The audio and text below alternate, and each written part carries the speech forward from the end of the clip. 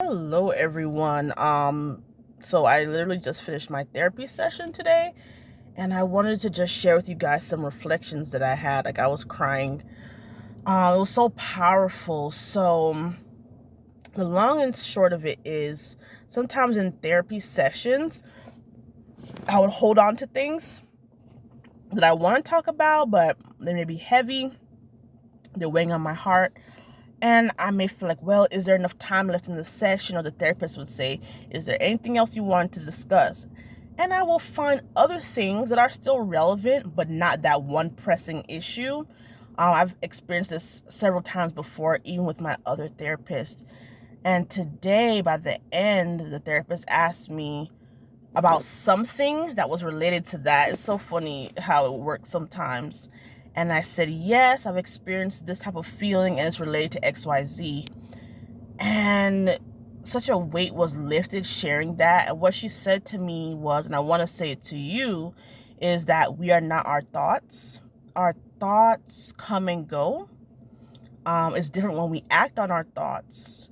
It's different when we hear a voice outside of ourselves telling us to do things, but our thoughts do not define us. For example, you may go to the store and say, I need to remember to buy milk. That's a thought. And you may forget to buy the milk. But that thought of buying the milk did not define you, did not determine your actions per se. And that, it was a powerful message that is going to stick with me. She talked to me also about observing my thoughts, like taking 5 minutes at night while breathing and kind of letting my thoughts kind of, if you can imagine, kind of floating away. Just learning to look at my thoughts non-judgmentally, which is something my other therapist talked to me about as well. I think we can have a tendency to assign a value to our thoughts, to assign judgment, to say, well, that thought means this, or that thought means I'm this kind of person, and even get caught up in shame.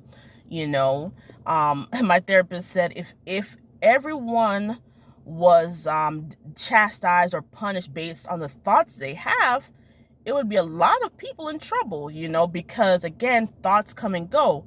Because we're in a sinful world, there are going to be things that are negative that come into our minds. And sometimes we feel like we're out of control. We feel like, why is this happening to me? Or this is against my character, right? But negative thoughts do not mean that you are a negative person. It doesn't mean that you're beyond repair or beyond hope.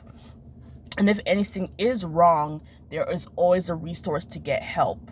I just wanted to share that with you guys because that just hit me. And I'm going to be practicing that. And when we have our next session, my therapist is going to check up on me to see how I've been doing with my thoughts and how I've been doing letting my thoughts go and observing them in a non-judgmental way. As a therapist would say, I have to be kind to myself, and I'm going to advise you to do the same thing. Speak kindly to yourself. Be kind to yourself.